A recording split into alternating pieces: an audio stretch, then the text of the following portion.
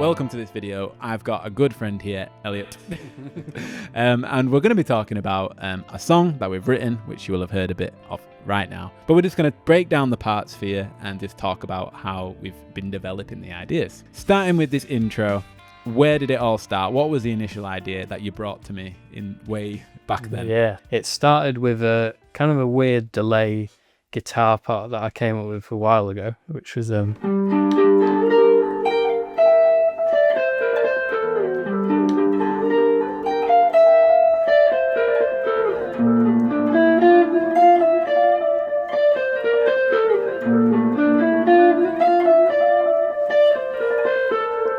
intro of the song that you'll hear is that just reversed, Backwards, right. So it's still in there. It's just hidden. Maybe like months later, I came up with that riff, the main riff of the song. Yeah.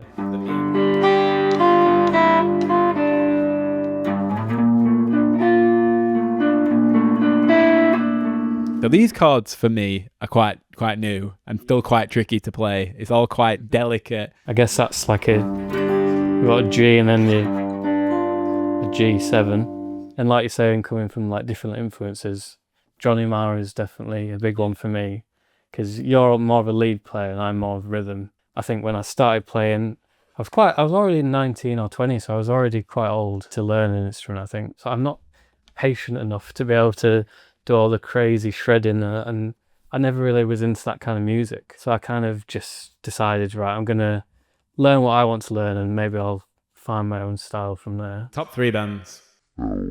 Radiohead, definitely. Mogwai. And I'd probably go Folds of Canada. You can hear all those in this song, the big influences. That's it. In a nutshell, this is what's really driving a lot of this music, isn't it? I think Mogwai's up there. Yeah. And then this kind of style. So we've got these initial chords. It's just like a G to the B flat.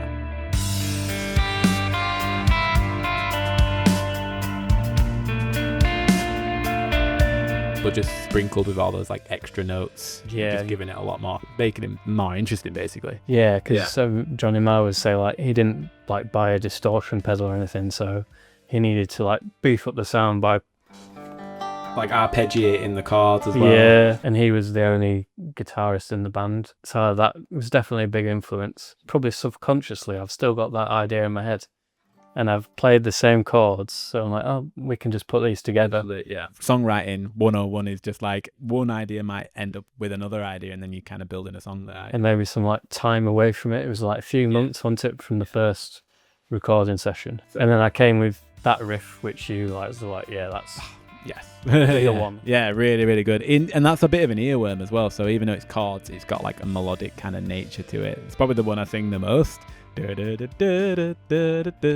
time. It's catchy. Yeah, and then firing on, because we're just a guitar-based duo, the mission is to sort of layer on top of these chords, basically, isn't it? Yeah. So we've got that lead line, few lead lines over the top kind of thing. With this initial idea, we were just using some of that for the melody, so which you can hear in like the first couple of seconds, really, you know.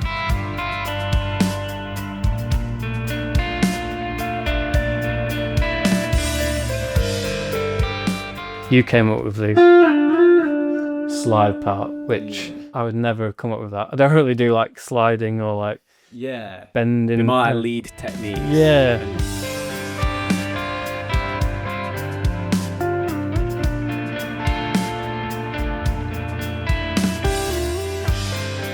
And I thought that was like the missing ingredient. I was like, oh yeah, that ties it all together in the verse really nicely. It's like really simple, but this sounds really good. When we were songwriting, like at that time, when in that moment, we were probably just like, right, this needs something. What is it? Right, scratch our heads. And I guess like sliding just suited the style a bit more. You're already picking the notes, aren't you? So sliding makes sense. Like we've got something that's quite like bassy down here. So then playing a very similar thing, like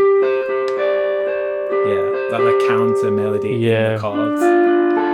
There's a lot of like counterpoint going on in there that we probably need like 2 more guitarists to play it live. Yeah. But we've found a way to like just us two.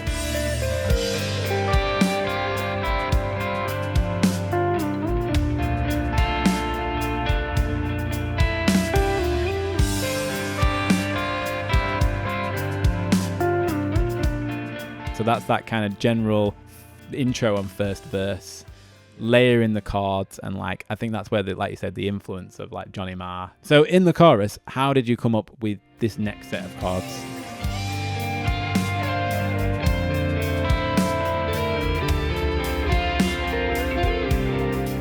I always like kind of staying on the same root note but slightly changing the kind of flavor of the chord for the chorus. So you've got that, which is very Radioheady. Yeah. That chord. And then new chord, we've got F something. Yeah. We've got major 7 in there because we've got the E. But yeah, and I'm still doing the Johnny Marr thing of. And this comes quite natural, doesn't it? Because when you learn that technique, you can just do it for any chord, can't you? Yeah. A mix of the root note and all the other. That could be like a Smiths song going like. Yeah. That pattern, particularly those strings that I've just subconsciously remembered. Then we go to this D minor 9. So yeah, I like trying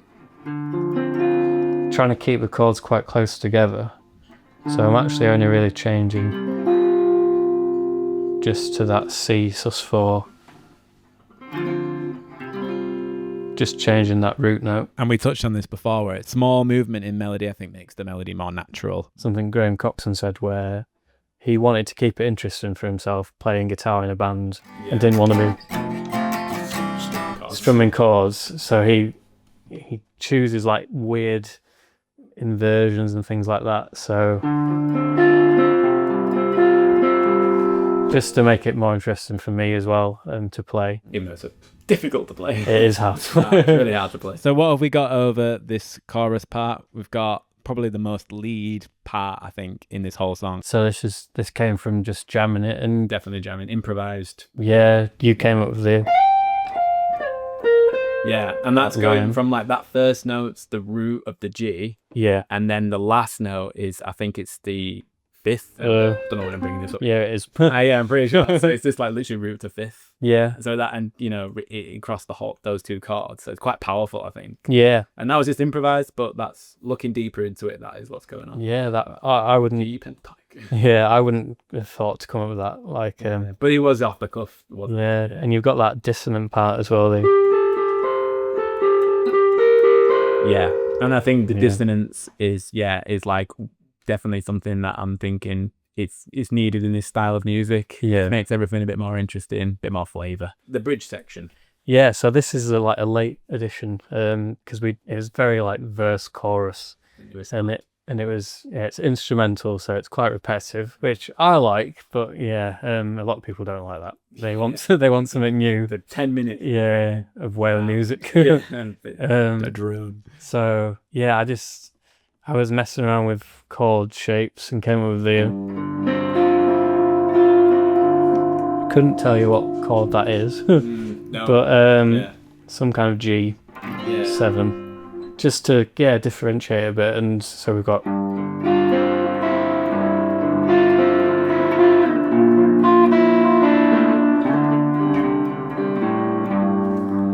Got that part. Those last like root notes are adding a different emotion. Doon doon doon doon doon. Sort of walk down kind of. Yeah, and you've got the melody.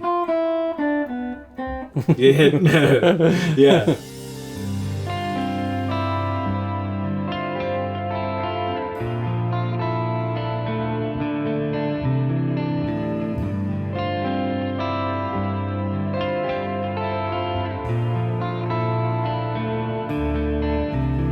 In that move where you were barring but then releasing the that comes kind of natural. Don't know where I got that from, but if you had my eyesight right now, you'd be looking at the finger like you're barring, but then you just like literally just releasing that note at the bottom. That might even come from a Porcupine Tree song, which is another influence. Yeah, definitely. I think that's in a great chord. Yeah. So it's not like copying. It's like you'll subconsciously remember things that you like and add them into your own. Hopefully, it's not copying. But then we're kind of on to the second verse, which is in any great song you need a bit of repetition. So, but I think we're building the dynamics, and we do it when we jam it. We're always like building that up. And that's a bit of a Radiohead thing, I think. They always start a bit. Yeah, They build. that's like the sort of Pixies thing as well, like Quiet Loud and Nirvana as well. This last part is the most emotive part of the song, and it's most melodic part, I think. Yeah, so the outro.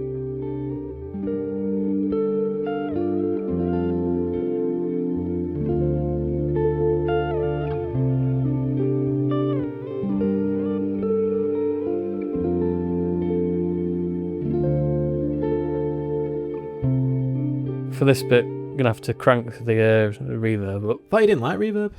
Yeah, so even though my music taste is very like ambient and dreamy, I've never liked reverb. I think when I'm playing, I always get a bit lost with reverb. It just makes me like slow down, and it's kind of like a hindrance. So I've never bought a reverb pedal until the Dispatch Master, which kind of was what I was looking for. Yeah. But we originally recorded this on a Boss Katana. Yeah. And it was across all the ways we've recorded it, the Katana was like the one, and it still is the one. Still there, yeah. The main part you'll hear is just direct mic, because it can't just end on like a chorus. Yeah. I think there had to be something. So Change the flavour. Yeah, so I came up with the.